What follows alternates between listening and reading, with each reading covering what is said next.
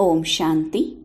27/8/2026 പ്രഭാതമുരളി, മധുബൻ. മധുരമായ കുട്ടികളെ, ഇപ്പോൾ ഈ പരിധിയില്ലാത്ത ലോകത്തിന്റെ വിനാശമുണ്ടാകണം. പുതിയ ലോകത്തിന്റെ സ്ഥാപന നടന്നുകൊണ്ടിരിക്കുകയാണ്. അതുകൊണ്ട് പുതിയ ലോകത്തിലേക്ക് പോകുന്നതിന് വേണ്ടി പവിത്രമാകൂ. ചോദ്യം: പരമാത്മാവിനെക്കുറിച്ച് നിങ്ങൾ കുട്ടികൾക്ക് മനുഷ്യർക്കറിയാത്ത ഏത് അത്ഭുതകരമായ കാര്യമാണ് അറിയുന്നത്? ഉത്തരം: ആത്മാവ് ജ്യോതിബിന്ദുവാണ്. അതുപോലെ പരമാത്മാവും അതിസൂക്ഷ്മമായ ജ്യോതിബിന്ദുവാണ്. ഈ അത്ഭുതകരമായ കാര്യം മനുഷ്യരുടെ ബുദ്ധിയിൽ ഇല്ല. പല കുട്ടികളും ഇതിൽ ആശയക്കുഴപ്പത്തിലാകുന്നു. ബാബ പറയുന്നു, കുട്ടികളെ സംശയിക്കരുത്. അഥവാ ചെറിയ രൂപത്തിൽ ഓർമ്മിക്കാൻ സാധിക്കില്ലെങ്കിൽ വലിയ രൂപത്തിൽ ഓർമ്മിക്കൂ. പക്ഷേ തീർച്ചയായും ഓർമ്മിക്കണം. ഗീതം: രാത്രിയിലെ യാത്രക്കാരാ, ക്ഷീണിക്കരുത്. ഓം ശാന്തി. ആത്മീയ അച്ഛൻ ആത്മീയ കുട്ടികൾക്ക് മനസ്സിലാക്കി തരുന്നു. അതിനാൽ കുട്ടികൾ ആത്മാഭിമാനി ആയിരിക്കണം. ഇങ്ങനെ മറ്റെവിടെയും മനസ്സിലാക്കി കൊടുക്കുന്നില്ല. ആത്മാഭിമാനിയായിരിക്കൂ എന്നൊരു സാധു സന്യാസിമാരും മനസ്സിലാക്കി കൊടുക്കുന്നില്ല. ബാബ മാത്രമാണ് മനസ്സിലാക്കി തരുന്നത്. മറ്റാർക്കും മനസ്സിലാക്കി കൊടുക്കാൻ അറിയില്ല. ഈ യുക്തി ആർക്കും പറഞ്ഞു തരാൻ സാധിക്കില്ല. നമ്മൾ ആത്മാവ് ആണെന്ന് നിങ്ങൾ കുട്ടികൾ മനസ്സിലാക്കുന്നു. ആത്മാവാണ് ഒരു ശരീരം ഉപേക്ഷിച്ച് മറ്റൊരു ശരീരം എടുക്കുന്നത്. ആത്മാവ് ചിലപ്പോൾ വക്കീലും മറ്റു ചിലപ്പോൾ ഡോക്ടറുമായി മാറുന്നു. ഇപ്പോൾ പതിതമായി മാറിയ ആത്മാവിനാണ് പാവനമായി മാറേണ്ടത്. ആത്മാവിലാണ് ജ്ഞാനത്തിന്റെ ധാരണ ഉണ്ടാകുന്നത്. ബാബ നിരാകാരനും ജ്ഞാനത്തിന്റെ സാഗരനുമാണെങ്കിൽ തീർച്ചയായും വന്ന് ജ്ഞാനം കേൾപ്പിക്കില്ലേ? പതിത പാവനനാണെങ്കിൽ തീർച്ചയായും വന്ന് പാവനമാക്കി മാറ്റും. ബാബ സുപ്രീമായ പരംപിത പരമാത്മാവാണ്. ഞാൻ നിങ്ങളുടെ സുപ്രീം അച്ഛനാണ്. നോളജ്ഫുള്ളാണ്. എനിക്ക് എന്റേതായ ശരീരമില്ല. ഈ ജ്ഞാനമെല്ലാം നിങ്ങളുടെ ആത്മാവിന് ധാരണ ചെയ്യണമെങ്കിൽ നിങ്ങൾ ആത്മാഭിമാനിയായി മാറണം. ദേഹാഭിമാനം ഉണ്ടാകരുത്. കേൾപ്പിക്കുന്നവരും കേൾക്കുന്നവരും ദേഹി അഭിമാനിയായിരിക്കുന്ന മറ്റൊരു സ്ഥലവുമില്ല. നിരാകാരനായ ബാബ വന്നാണ് നിങ്ങൾക്ക് രാജയോഗം പഠിപ്പിക്കുന്നത്. ബാക്കി എല്ലാ മനുഷ്യരും ദേഹാഭിമാനികളാണ്. ലക്ഷ്മി നാരായണന്മാരെ കുറിച്ച് പറയാം, അവർ ആത്മാഭിമാനികളായിരുന്നു. എന്നാലും ദേഹാഭിമാനമുണ്ടായിരിക്കുമല്ലോ. ഈ ജ്ഞാനം പരമപിത പരമാത്മാവാണ് നൽകുന്നത്. ഈ ജ്ഞാനം ആത്മാവാണ് ധാരണ ചെയ്യേണ്ടത്. പതിതത്തിൽ നിന്നും പാവനമായി മാറാനുള്ള യുക്തി ആത്മാവിനാണ് പറഞ്ഞു കൊടുക്കുന്നത്. ഇപ്പോൾ മുഴുവൻ ലോകത്തിന്റെയും അധപതനമാണ്. ബാബ വന്നാണ് ഉയർത്തുന്നത്. ഇത് നിങ്ങൾ കുട്ടികൾക്കാണ് അറിയുന്നത്. അധപതനം എന്നാൽ വിനാശം, ഉയർച്ച എന്നാൽ സ്ഥാപന. സ്ഥാപനയും വിനാശവും. ഏതിന്റെ സ്ഥാപനയാണ് ഉണ്ടാകുന്നത്? പുതിയ ലോകമാകുന്ന സ്വർഗത്തിന്റെ. പഴയ ലോകമാകുന്ന നരകത്തിന്റെ വിനാശവും ഉണ്ടാകും. വിനാശവും നിർമ്മാണവും. കലിയുഗമാകുന്ന പഴയ ലോകത്തിന്റെ വിനാശം തീർച്ചയായും ഉണ്ടാകണം. ഈ മഹാഭാരത യുദ്ധമാണ് വിനാശത്തിന്റെ അടയാളം. മഹാഭാരത യുദ്ധത്തെക്കുറിച്ചുള്ള വൃത്താന്തങ്ങൾ മഹാഭാരത ശാസ്ത്രത്തിൽ കാണിക്കുന്നുണ്ട്. ബാബ ബ്രഹ്മാവിലൂടെയാണ് സ്ഥാപന നടത്തുന്നത്. ബാബ പുതിയ ലോകത്തിന്റെ സ്ഥാപനയല്ലേ ചെയ്യുന്നത്? ഇത് പരിധിയില്ലാത്ത വിനാശവും പരിധിയില്ലാത്ത സ്ഥാപനയുമാണ്. ബാബ തന്നെയാണ് കുട്ടികൾക്ക് വേണ്ടി പുതിയ കെട്ടിടം ഉണ്ടാക്കുന്നത്. അതിനുശേഷം പഴയത് തീർച്ചയായും പൊളിച്ചു മാറ്റും. ബാബ ഇപ്പോൾ പുതിയ ലോകം സ്ഥാപിച്ചുകൊണ്ടിരിക്കുകയാണെന്ന് കുട്ടികൾക്കറിയാം. നമ്മളെ തമോ പ്രധാനത്തിൽ നിന്നും സത്തോ പ്രധാനമാക്കി മാറ്റുന്നതിന് തയ്യാറാക്കിക്കൊണ്ടിരിക്കുകയാണ്. വിനാശത്തിന് മഹാഭാരത യുദ്ധം പ്രസിദ്ധമാണ്. ഇത് മഹാഭാരത യുദ്ധത്തിന്റെ സമയമാണെന്ന് പറയാറുണ്ട്.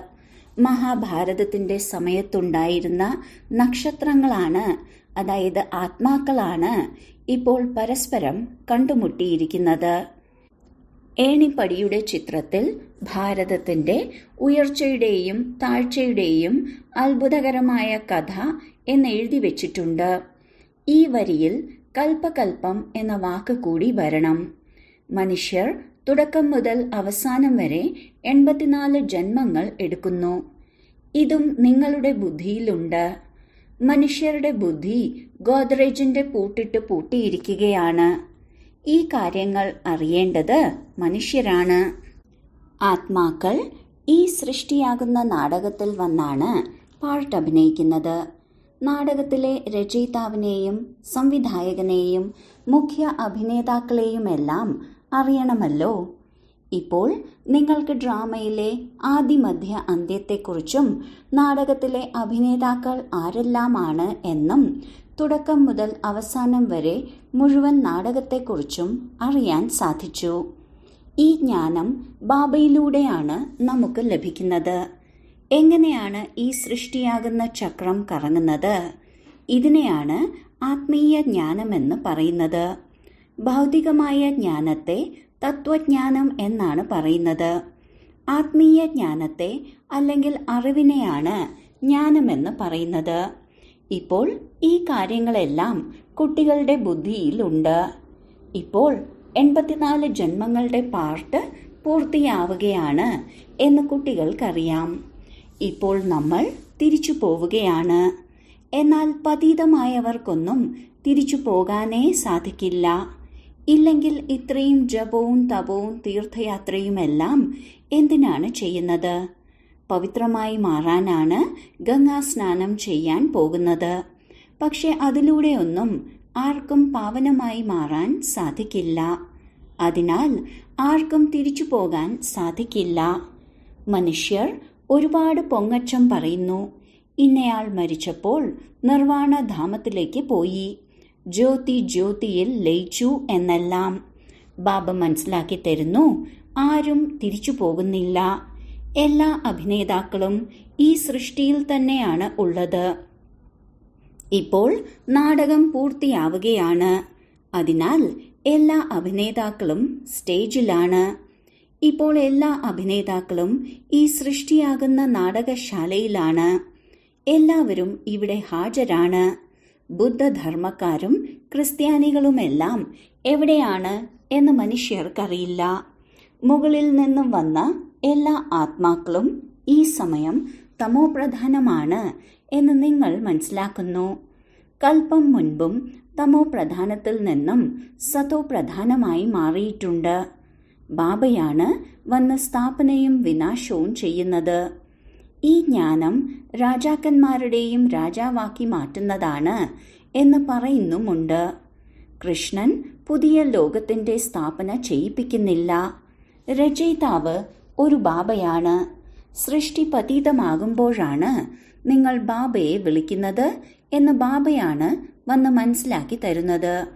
ബാബ പുതിയ സൃഷ്ടിയൊന്നും രചിക്കുന്നില്ല. പ്രളയമുണ്ടായി എന്നെല്ലാം കാണിക്കുന്നത് തെറ്റാണ്. അല്ലയോ പതീത പാവന, വരൂ എന്ന് പറഞ്ഞ് മനുഷ്യർ വിളിക്കുന്നു. എങ്കിൽ തീർച്ചയായും പതീതമായ ലോകത്തിലല്ലേ വരികയുള്ളൂ. ബാബയാണ് വന്ന് കൃഷ്ണപുരിയുടെ സാക്ഷാത്കാരം ചെയ്യിപ്പിക്കുന്നത്. കൃഷ്ണൻ സാഗരത്തിലൂടെ ആലിലയിൽ വന്നു എന്ന് കാണിക്കുന്നു. ഇത് ശരിയായ കാര്യമാണ്. പുതിയ ലോകത്തിൽ ആദ്യം വരുന്നത് കൃഷ്ണനാണ്. എന്നാൽ സാഗരത്തിലല്ല, ഗർഭകൊട്ടാരത്തിലാണ് വരുന്നത്. വളരെ സ്വസ്ഥമായി വിരലും കുടിച്ച് ഗർഭകൊട്ടാരത്തിലാണ് കഴിയുന്നത്. സത്യയുഗത്തിലുള്ള എല്ലാ കുട്ടികളും ഗർഭകൊട്ടാരത്തിലാണ് കഴിയുന്നത്. എന്നാൽ മനുഷ്യർ ഗർഭകൊട്ടാരത്തിന്റെ കാര്യമാണ് സാഗരത്തിൽ ആലിലയിൽ കാണിച്ചിരിക്കുന്നത്. അതെല്ലാം ഭക്തിമാർഗത്തിലെ കാര്യമാണ്. ബാബ എല്ലാ ശാസ്ത്രങ്ങളുടെയും സാരമാണ് മനസ്സിലാക്കി തരുന്നത്. ഈ ലോകത്തിൽ ആത്മാക്കൾ ഗർഭജയിലിലായതുകൊണ്ടാണ് ഞങ്ങളെ പുറത്തെടുക്കൂ, ഇനി ഒരിക്കലും ഞങ്ങൾ പാപം ചെയ്യില്ല എന്ന് പറഞ്ഞ് വിളിക്കുന്നത്. പക്ഷേ ഈ രാവണ ലോകത്തിൽ പാപം ഉണ്ടാവുക തന്നെ ചെയ്യും. ഗർഭത്തിൽ നിന്ന് പുറത്തു കടന്നാൽ ഉടനെ പാപം ചെയ്യാൻ ആരംഭിക്കുന്നു. പകുതി കൽപ്പത്തോളം നിങ്ങൾ ജയിൽ പുള്ളികളായിരുന്നു. കള്ളന്മാരെയാണ് ജയിൽ പുള്ളികൾ എന്ന് പറയുന്നത്. ജയിലിൽ നിന്ന് പുറത്തു കടന്നാൽ വീണ്ടും പാപം ചെയ്ത് ജയിലിലേക്ക് തന്നെ തിരിച്ചു പോകുന്നു. അതുകൊണ്ടാണ് ജയിൽ പുള്ളികൾ എന്ന് പറയുന്നത്. ബാബ മനസ്സിലാക്കി തരുന്നു, ഇത് രാവണ രാജ്യമാണ്. എന്നാൽ ഈ കാര്യങ്ങളൊന്നും സത്യയുഗത്തിൽ ഉണ്ടാകുന്നില്ല. സത്യയുഗം രാമരാജ്യമാണ്. സത്യയുഗത്തിൽ ഗർഭ ജയിലുമില്ല, സ്ഥൂലമായ ജയിലുമില്ല.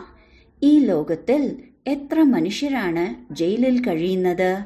ഗർഭ ജയിലിലും സ്ഥൂലമായ ജയിലുണ്ട്. ഡബിൾ ജയിലാണ്. കലിയുഗത്തിന്റെ അവസാനമല്ലേ? ബാബ മനസ്സിലാക്കി തരുന്നു, നിങ്ങൾ കുട്ടികൾ ഇപ്പോൾ സ്ഥാപിച്ചുകൊണ്ടിരിക്കുകയാണ്. ഉയർച്ചയും പതനവും എല്ലാ കൽപ്പത്തിലും ഉണ്ടായിക്കൊണ്ടിരിക്കുന്നു. ലോകത്തിന്റെ ഉയർച്ചയും പതനവുമാണ് ഉണ്ടാകുന്നത്. ഉയർച്ചയിലും താഴ്ചയിലും മുഖ്യമായ പാർട്ട് ഭാരതത്തിൻ്റെതാണ്. ആത്മാക്കളും പരമാത്മാവും ഒരുപാട് കാലം വേറിട്ടിരുന്നു എന്ന് പാടാറുണ്ട്. അപ്പോൾ അതിൻ്റെയും കണക്ക് വേണമല്ലോ. ഒരുപാട് കാലമായിട്ട് വേറിട്ടിരിക്കുന്ന ആത്മാക്കൾ ഏതാണ്? ആദ്യമാദ്യം ഈ സൃഷ്ടിയിലേക്ക് പാട്ടഭിനയിക്കാൻ ദേവീദേവതാ ധർമ്മത്തിലുള്ള ആത്മാക്കളാണ് വരുന്നത്. രാജ്യം ഭരിച്ചിരുന്ന ദേവീദേവതകൾ ഇപ്പോൾ ഇല്ല. ചിത്രങ്ങളാണ് അവരുടെ അടയാളമായി കാണിച്ചിരിക്കുന്നത്. രാജ്യപദവി ഇല്ലാതായി. സ്വർഗമില്ലാതായാൽ പിന്നെ ആരംഭിക്കുന്നത് നരകമാണ്.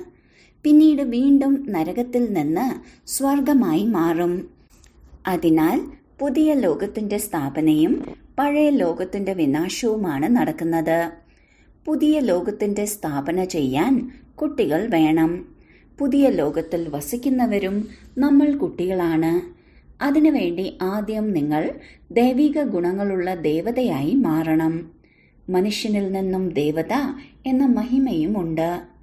അഴുക്കായ മനുഷ്യരാണല്ലോ. ഭഗവാനു വാചയാണ്, ഗൃഹസ്ഥത്തിൽ കഴിഞ്ഞുകൊണ്ടും താമര പുഷ്പത്തിന് സമാനം പവിത്രമായി മാറണം. മൃത്യു ലോകത്തിലെ ഈ അന്തിമ ജന്മത്തിൽ പവിത്രമായി മാറണം. ബാബ പറയുന്നു, വികാരങ്ങളെ അതിജീവിക്കുന്നതിലൂടെ നിങ്ങൾ വിശ്വത്തിന്റെ അധികാരികളായി മാറും. ഇത് കുട്ടികൾ കേട്ട് പഴയ ലോകത്തിന്റെ വിനാശം മുന്നിൽ നിൽക്കുകയാണ് എന്ന് മറ്റുള്ളവരോടും പറയുന്നു. കൽപ്പം മുൻപത്തെ മഹാഭാരത യുദ്ധമാണ്. കാമം മഹാശത്രുവാണ്. അതുകൊണ്ട് പ്രതിജ്ഞ ചെയ്യൂ, ഇപ്പോൾ നമ്മൾ പവിത്രമായി മാറുകയാണ് എന്ന് മനസ്സിലാക്കുന്നു. ഈ പഴയ ലോകത്തിന്റെ വിനാശം തീർച്ചയായും ഉണ്ടാകണം. വിനാശത്തിന് മുൻപായി തീർച്ചയായും പവിത്രമായി മാറണം. വിനാശമുണ്ടാകുമ്പോഴുള്ള കാര്യം തന്നെ പറയണ്ട. നിലവിളിയായിരിക്കും. വളരെ ദാരുണ മരണമായിരിക്കും. നിങ്ങൾക്ക് കാണാൻ പോലും സാധിക്കില്ല. ചിലർക്ക് ഓപ്പറേഷൻ നടത്തുമ്പോൾ ദുർബലർക്ക് കണ്ടു നിൽക്കാൻ സാധിക്കില്ല. ബോധം കെട്ട് വീഴുന്നു. അതുകൊണ്ട് ഡോക്ടർമാർ കുടുംബാംഗങ്ങളെ അനുവദിക്കാറില്ല. ഇതെത്ര വലിയ ഓപ്പറേഷൻ ആയിരിക്കും. പരസ്പരം കൊന്നുകൊണ്ടേയിരിക്കും. ഈ ലോകം അഴുക്കാണ്. മുള്ളുകളുടെ കാടാണ്. സത്യുഗത്തെ പൂക്കളുടെ പൂന്തോട്ടമെന്നാണ് പറയുന്നത്. ദേവതകൾ ചൈതന്യത്തിലുള്ള പൂക്കളാണല്ലോ. സ്വർഗത്തിൽ പൂക്കളുടെ പൂന്തോട്ടം ഉണ്ടായിരിക്കും എന്നാണ് മനുഷ്യർ മനസ്സിലാക്കുന്നത്. എന്താണോ കേൾക്കുന്നത് അത് പറഞ്ഞു നടക്കുന്നു. അള്ളാഹുവിന്റെ പൂന്തോട്ടമെന്ന് പറയാറില്ലേ? പിന്നീട് ധ്യാനത്തിലും അവർ പൂന്തോട്ടം കാണും. അള്ളാഹു കയ്യിൽ പൂവ് കൊടുത്തു എന്ന് പറയുന്നു. ബുദ്ധിയിൽ തന്നെ ഈശ്വരന്റെ പൂന്തോട്ടമാണ്. ഭക്തി മാർഗത്തിൽ ഭക്തി ചെയ്യുന്നത് സാക്ഷാത്കാരത്തിന് വേണ്ടിയാണ്. സാക്ഷാത്കാരമുണ്ടായാൽ പറയും ഈശ്വരൻ സർവവ്യാപിയാണെന്ന്. കഴിഞ്ഞുപോയത് വീണ്ടും ആവർത്തിക്കും. അപ്പോൾ കുട്ടികൾ ഏത് വേഷത്തിലാണോ വന്നിരിക്കുന്നത് അതേ വേഷത്തിലായിരിക്കും അടുത്ത കൽപ്പത്തിലും വരുന്നത്. ചിലരെല്ലാം ഡ്രാമയെ നല്ല രീതിയിൽ മനസ്സിലാക്കുന്നുണ്ട്.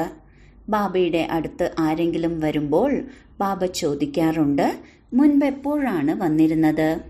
കുട്ടികൾ പറയുന്നു, ശരിയാണ് ബാബ, കൽപ്പം മുൻപും ബാബയെ കണ്ട് സമ്പത്തെടുക്കാൻ വന്നിരുന്നു. ബാബ ചോദിക്കുന്നു, എന്തു പദവിയാണ് കൽപ്പം മുൻപ് പ്രാപ്തമാക്കിയിരുന്നത്? ബാബ മമ്മ എന്ന് പറയുന്നുണ്ടെങ്കിൽ തീർച്ചയായും അവരുടെ കുലത്തിൽ വരും. ഉയർന്ന പദവി പ്രാപ്തമാക്കാനുള്ള പുരുഷാർത്ഥം ചെയ്യൂ. ഈ കാര്യങ്ങളെല്ലാം നിങ്ങളുടെ ബുദ്ധിയിലാണ് ഉള്ളത്. വാസ്തവത്തിൽ യുദ്ധവുമുണ്ട്. ഈ നരകം വിനാശമാവുക തന്നെ വേണം. നിങ്ങളുടെ അടുത്തുള്ള ചിത്രങ്ങൾ വളരെ ഒന്നാന്തരമാണ്. കൃഷ്ണന്റെ 2 ഗോളങ്ങളോടെയുള്ള ചിത്രം അച്ചടിക്കണം. ഈ ചിത്രം വളരെ വ്യക്തമാണ്. ഈ ചിത്രത്തിൽ സ്വർഗത്തിന്റെ വാതിൽ തുറക്കുമ്പോൾ നരകം തട്ടിമാറ്റുകയാണ്. നിങ്ങളുടെ മുഖവും സ്വർഗത്തിന്റെ ഭാഗത്തേക്കാണ്. ഈ കാര്യം വളരെ കൃത്യമാണ്. ഇപ്പോൾ നമുക്ക് വീട്ടിലേക്ക് പോകണമെന്ന് അറിയാമല്ലോ. അതിനാൽ വീടിനെ തന്നെ ഓർമ്മിക്കണം. പഴയ ലോകത്തെ മറക്കണം. ഇതിനെയാണ് പരിധിയില്ലാത്ത വൈരാഗ്യം എന്ന് പറയുന്നത്. പഴയ ലോകത്തെ ഉപേക്ഷിച്ച് നമ്മൾ ബാബയുടെ അടുത്തേക്കാണ് പോകുന്നത്. ഓർമ്മയുടെ യാത്രയിലൂടെയാണ് ബാബയുടെ അടുത്തേക്ക് പോകുന്നത്. മുഖ്യമായത് ഓർമ്മയുടെ കാര്യമാണ്. എല്ലാവരും ഓർമ്മിക്കുന്നുണ്ടല്ലോ. ഇപ്പോൾ ബാബ യഥാർത്ഥ കാര്യം മനസ്സിലാക്കി തരുന്നു. എന്നെ ഓർമ്മിക്കൂ. ഇതാണ് അർത്ഥസഹിതമായ അവ്യഭിചാരി ഓർമ്മ. നിങ്ങൾക്കറിയാം, ശിവബാബയും ബിന്ദുവാണ്. സ്വയത്തെയും ആത്മാവ് ബിന്ദു എന്നും ബാബയെയും ബിന്ദുവാണെന്ന് മനസ്സിലാക്കണം. പുതിയ കാര്യം കാണുമ്പോൾ ഈ കാര്യം മറക്കുന്നു. സ്വയത്തെ ആത്മാവെന്ന് മനസ്സിലാക്കി ബാബയെയും തന്റെ വീടിനെയും ഓർമ്മിക്കണം. ശരി, ബിന്ദു ചെറുതായി തോന്നുന്നുവെങ്കിൽ വീട് വലുതാണല്ലോ. വീടിനെ ഓർമ്മിക്കൂ. ബാബയും വീട്ടിലാണ് വസിക്കുന്നത്. നമ്മളെല്ലാവരും ബാബ വസിക്കുന്ന വീട്ടിലേക്കാണ് പോകുന്നത്. ബിന്ദുവിന്റെ ഓർമ്മ വരുന്നില്ലെങ്കിൽ വീടിന്റെ ഓർമ്മ വരുന്നുണ്ടല്ലോ. ശാന്തിധാമം വീടും സുഖധാമം സ്വർഗവും. ഈ ലോകം ദുഃഖധാമമാണ്. ഈ സംഗമയുഗത്തിൽ നിങ്ങൾ സംഖ്യാക്രമം അനുസരിച്ചാണ് പഠിക്കുന്നത്. പിന്നീട് നിങ്ങൾ തന്നെയാണ് സുഖധാമത്തിലേക്ക് വരുന്നത്. ബാബയുടെ കുട്ടികളാണെങ്കിൽ തീർച്ചയായും സ്വർഗത്തിന്റെ ചക്രവർത്തി പദവി ലഭിക്കണം. കൽപ്പം മുൻപും ശിവബാബ വന്ന് സ്വർഗത്തിന്റെ ചക്രവർത്തി പദവി നൽകിയിരുന്നു. നിങ്ങൾ മറന്നുപോയി. ബാബ പറയുന്നു, ഇപ്പോൾ ഞാൻ വീണ്ടും വന്നിരിക്കുകയാണ് നിങ്ങൾക്ക് ചക്രവർത്തി പദവി നൽകാൻ. എത്ര പ്രാവശ്യം നിങ്ങൾ രാജ്യപദവി എടുക്കുകയും നഷ്ടപ്പെടുത്തുകയും ചെയ്തിട്ടുണ്ട്. എണ്ണാൻ പറ്റാത്തത്രയും തവണ സമ്പത്തെടുത്തിട്ടുണ്ട്. എന്നിട്ടും അങ്ങനെയുള്ള ബാബയെ എന്തുകൊണ്ടാണ് മറക്കുന്നത്? മായയുടെ കൊടുങ്കാറ്റ് കാരണമാണ് യുദ്ധമുണ്ടാകുന്നത്. അതുകൊണ്ടാണ് മായ ഒരു വശത്തേക്ക് വലിക്കുമ്പോൾ ഈശ്വരൻ മറുവശത്തേക്ക് വലിക്കുന്നു എന്ന ഒരു നാടകമുള്ളത്. ജ്ഞാനത്തിൽ വിഘ്നങ്ങളൊന്നുമില്ല. എന്നാൽ വിഘ്നമുണ്ടാകുന്നത് യോഗത്തിലാണ്. യോഗത്തിലാണ് പ്രയത്നമുള്ളത്. ഇപ്പോൾ ബാബ പറയുന്നു, മഹാരഥിമാരായി മാറൂ. ഈ പഴയ ലോകത്തിന് ഇപ്പോൾ തീ പിടിക്കണം. ഈ യുദ്ധത്തിൽ മുഴുവൻ പഴയ ലോകവും സ്വാഹ ആകണം. ഒപ്പം മഹാവീരനുമായി മാറണം. നിങ്ങൾക്ക് അഖണ്ഡവും സുദൃഢവുമായ രാജ്യം പ്രാപ്തമാക്കണം. മായയുടെ കൊടുങ്കാറ്റ് എത്ര വന്നാലും നിങ്ങളെ ഇളക്കാൻ സാധിക്കാത്ത തരത്തിലുള്ള ബുദ്ധിയോഗമായിരിക്കണം ബാബയുമായിട്ട് ഉണ്ടാകേണ്ടത്. നിങ്ങളുടെ ഈ അവസ്ഥ അവസാനമാണ് ഉണ്ടാകുന്നത്. സ്കൂളിൽ അടുത്ത ക്ലാസ്സിലേക്ക് പോകുന്ന സമയത്താണ് പരീക്ഷയുണ്ടാകുന്നത്. അതുപോലെ നിങ്ങളുടെ മാലയും അവസാനമാണ് ഉണ്ടാകുന്നത്. നിങ്ങൾക്കൊരുപാട് സാക്ഷാത്കാരം ഉണ്ടായിരിക്കും. ഇന്നയാൾ ഇതായി മാറും, ഇന്നയാൾക്ക് ഈ പദവി ലഭിക്കും എന്നെല്ലാം. ഇവർ ദാസിയായി മാറും എന്നെല്ലാം പറഞ്ഞു തരും. എന്നാൽ അവസാന സമയം ഒന്നും ചെയ്യാൻ സാധിക്കില്ല. പശ്ചാത്താപിക്കേണ്ടതായി വരും. ഇതെന്താണ് ഞാൻ ചെയ്തത്? എന്തുകൊണ്ട് ശ്രീമത്തിലൂടെ നടന്നില്ല? പക്ഷെ ആ സമയത്ത് ഒന്നും നടക്കില്ല. ഇങ്ങനെ ഒരുപാട് പേർ പശ്ചാത്തപിക്കും. മനുഷ്യർ എത്ര കൊലപാതകം ചെയ്തിട്ടാണ് പിന്നീട് പശ്ചാത്തപിക്കുന്നത്? എന്നാൽ കൊലപാതകം സംഭവിച്ചു കഴിഞ്ഞു. പിന്നെ എന്തു ചെയ്യാൻ സാധിക്കും? അതുകൊണ്ടാണ് ബാബ പറയുന്നത്, അശ്രദ്ധ കാട്ടാതെ തന്റെ പുരുഷാർത്ഥം ചെയ്തുകൊണ്ടിരിക്കൂ എന്ന്. ശരി, വളരെ കാലത്തെ വേർപാടിന് ശേഷം തിരികെ കിട്ടിയ മധുരമായ സന്താനങ്ങൾക്ക് മാതാവും പിതാവുമായ ബാബ്ദാദയുടെ സ്നേഹസ്മരണകളും പുലർക്കാല വന്ദനവും. ആത്മീയ പിതാവിന്റെ ആത്മീയ കുട്ടികൾക്ക് നമസ്കാരം. ധാരണയ്ക്കുള്ള മുഖ്യസാരം. 1. ഇപ്പോൾ 84 ജന്മങ്ങളുടെ നാടകം പൂർത്തിയാവുകയാണ്. തിരിച്ച് വീട്ടിലേക്ക് പോകണം. അതുകൊണ്ട് ആത്മാഭിമാനിയായി മാറി പാവനമായി മാറണം. ദേഹാഭിമാനം ഇല്ലാതാക്കണം. 2. സ്വയത്തെ ബിന്ദുവാകുന്ന ആത്മാവാണെന്ന് അർത്ഥസഹിതം മനസ്സിലാക്കി ബിന്ദുവാകുന്ന ബാബയുടെ അവ്യഭിചാരി ഓർമ്മയിൽ കഴിയണം. മഹാവീരനായി മാറി തന്റെ അവസ്ഥയെ അചഞ്ചലവും സുദൃഢവുമാക്കി മാറ്റണം. വരദാനം: വ്യർത്ഥമാകുന്ന ചോർച്ച സമാപ്തമാക്കി സമർത്ഥരാകുന്ന ചുരുങ്ങിയ ചെലവിൽ മികച്ചതായി ഭവിക്കട്ടെ. സംഗമയുഗത്തിൽ ബാബ്ദാദയിലൂടെ ഏതെല്ലാം ഖജനാക്കൾ ലഭിച്ചുവോ ആ സർവ ഖജനാക്കളെയും വ്യർത്ഥമായി പോകുന്നതിൽ നിന്ന് സംരക്ഷിക്കൂ. എങ്കിൽ ചുരുങ്ങിയ ചെലവിൽ മികച്ചതായി തീരും. വ്യർത്ഥത്തിൽ നിന്ന് മിച്ചപ്പെടുത്തുക അർത്ഥം സമർത്ഥമാക്കുക. എവിടെ സമർത്ഥതയുണ്ടോ അവിടെ വ്യർത്ഥമായി പോകുക, ഇത് സംഭവിക്കുക സാധ്യമല്ല. അഥവാ വ്യർത്ഥത്തിന്റെ ചോർച്ച ഉണ്ടെങ്കിൽ എത്ര തന്നെ പുരുഷാർത്ഥം ചെയ്താലും പ്രയത്നിച്ചാലും ശക്തിശാലിയാകാൻ സാധിക്കില്ല. അതിനാൽ ചോർച്ച പരിശോധിച്ച് സമാപ്തമാക്കൂ. എങ്കിൽ വ്യർത്ഥത്തിൽ നിന്ന് സമർത്ഥമാകാൻ കഴിയും. സ്ലോഗൻ: പ്രവൃത്തിയിൽ കഴിഞ്ഞുകൊണ്ടും സമ്പൂർണ്ണ പവിത്രമായിരിക്കുക. ഇതാണ് യോഗി ജ്ഞാനിത്തു ആത്മാവിന്റെ വെല്ലുവിളി. അവ്യക്ത സൂചന: അപവിത്രതയുടെ ബീജത്തെ പോലും സമാപ്തമാക്കി സമ്പൂർണ്ണ സ്വച്ഛമാകൂ. പരമാത്മാ ജ്ഞാനത്തിന്റെ നവീനത പവിത്രതയാണ്. ഉറപ്പോടെ പറയാറുണ്ടല്ലോ, തീയും പഞ്ഞിയും ഒരുമിച്ചിരുന്നാലും കത്തിപ്പോവുകയില്ല. താങ്കളെല്ലാം പ്രഭാഷണങ്ങളിലും പറയുന്നു, പവിത്രത കൂടാതെ യോഗിത്തു ആത്മാവ് ജ്ഞാനിത്തു ആത്മാവ് ആകാനേ സാധിക്കില്ല. അപ്പോൾ ഈ വെല്ലുവിളി ഇനി പ്രാക്ടിക്കൽ രൂപത്തിൽ കൊണ്ടുവരൂ. ഓം ശാന്തി.